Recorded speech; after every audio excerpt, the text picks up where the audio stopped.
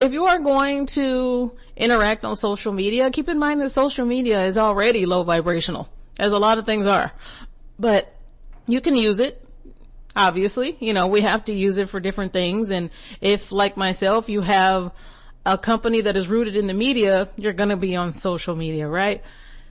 The issue was the arguing with people who have a different background than you do and how they choose to practice. There was someone who stated, well, I'm Mexican. This was her words.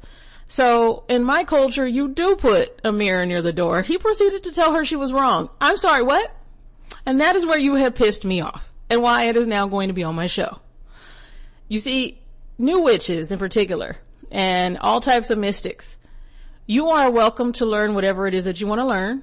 Many of you have a background in Christianity. And so what I need you to do is not bring that with you. You see, in Christianity, you're told what you can do, you can't do, you're burning hell if you don't do this right, and you're wrong if you question God, you're wrong for this, you're wrong for that. But when it comes to our practices, that is not how that goes. Now, maybe that is okay for you, but what you don't get to do is tell other people how to practice within their own culture. Because not only is that inherently racist, it is just downright not okay. Not okay. I'm really glad he didn't come across me. Because I would have asked him straight out, and I didn't because I don't go back and forth with somebody I don't even know. Why would I bother? When I can put it on my podcast and get paid for it. I would have asked him, so what made you the authority on mirrors? Who told you that only you know where mirrors are supposed to go? Because if you knew anything about other people's practices, you would understand why they chose to put that mirror in their shop at the very front.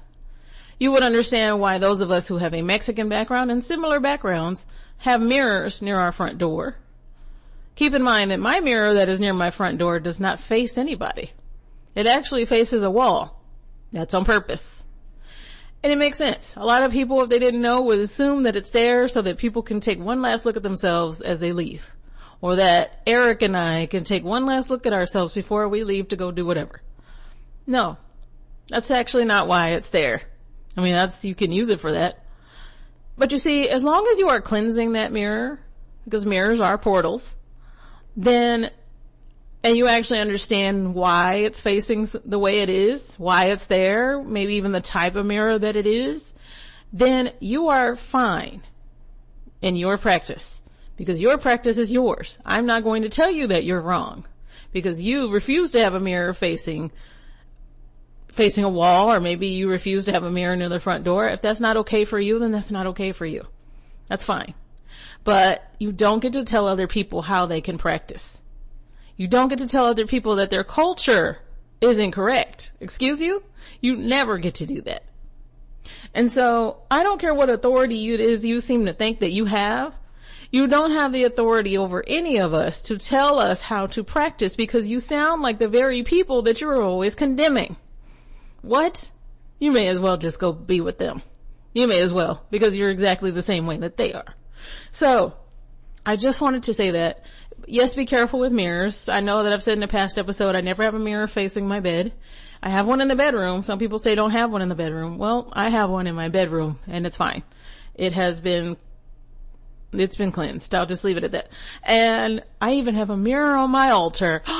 What? Yes, because nothing gets past Santissima, ever. So that is why there's a mirror right there with her.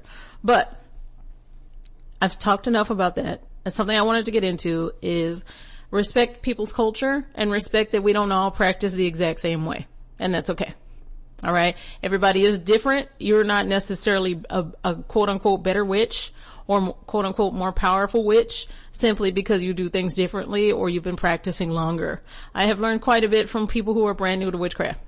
I have learned things from people who aren't witches but are spiritual. We can all learn from each other, and let's just leave it at that.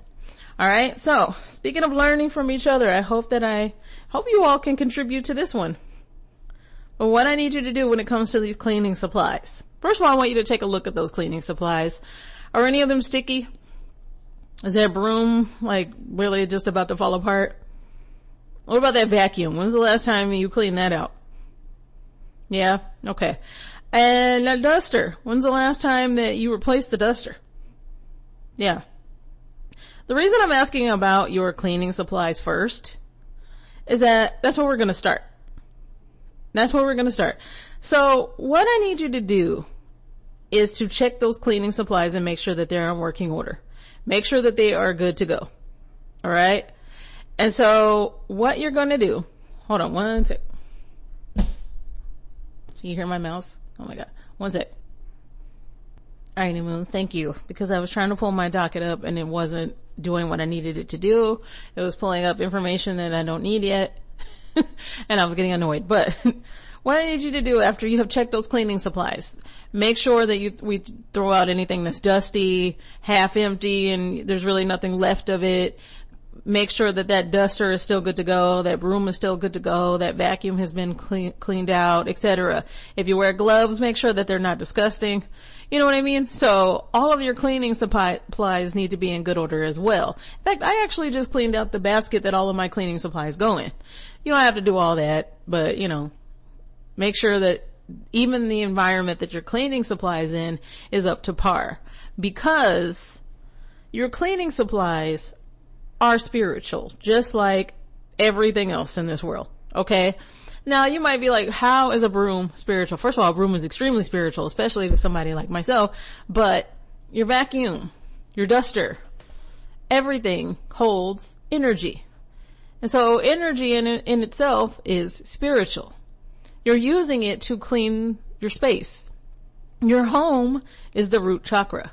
Think of your home as just like the root chakra, which is the base of the chakras, of the 7 main chakras, right? And so what do we know about the root chakra? What do we know? Of course, everything interrupts me when I'm trying to record. One sec. All right. Thank you for hanging in there with me, New Moons. What we know of the root chakra is that is the chakra that is associated with grounding. It's also associated with earth signs. Okay. So Taurus, Capricorn, Virgo. It's associated with stability, structure, discipline, and karma. It's also associated with our survival instincts. All right. And so it's important to keep that root chakra. Think of it as the foundation of everything that you are. So your home is a reflection of that. Now, I'm not saying that you have to bring in a cleaning crew. I'm not saying everything needs to be spotless. And maybe you're not like me and you don't dust the top of your refrigerator 2 to 3 times a week. I'm not telling you have to do any of that. What I am saying is that you do need to clean out your space. The whole reason why this is important is that the main thing that tends to block your manifestations is your own energy, something that you have all of the control over. I want you to understand dust holds stale energy. So think about when those cobwebs are collecting in the corners and all those forgotten spaces. Maybe, that light fixture that you've never dusted. Things of that nature. That altar that you have that you've been neglecting, when was the last time you changed the water on your altar? I'm just asking, guys. You all, don't get all upset with me. I'm trying to help. All right? When was the last time you ran that dishwasher and didn't leave it for somebody else to do? Now, personally, I wash every dish by hand. I don't do dishwashers. But, for those of you who do, when was the last time you did that? Okay? When was the last time that you actually took a look at all those Stanley cups that you collected and made sure that they weren't all dusty? And before you all say, hey, what about you? I got rid of the majority of mine. I've got like 3 now. So, just asking. I'm just asking. And speaking of things like Stanley cups, those of you who collect Labubu, it's not my thing. I'm a Hello Kitty collector. You all know that. Are we putting this on a bag that hasn't been cleaned out? When was the last time you cleaned out your purse? What about your car? What about those receipts? Napkins from, I don't know, Jack in the Box. Are you going to use those? Leave those in there, actually. When was the last time we cleaned that out? No one's saying, hey, you got to go get this extremely expensive detailing on your car, but let's keep it dust free at least. My car needs to be detailed, but you know what is not? Filthy on the inside. Absolutely not. And not because it's a 2-seater and all of that. No, because I need my space to be clean at all times, because that is how I function, that is how I manifest, and that is how you manifest quickly.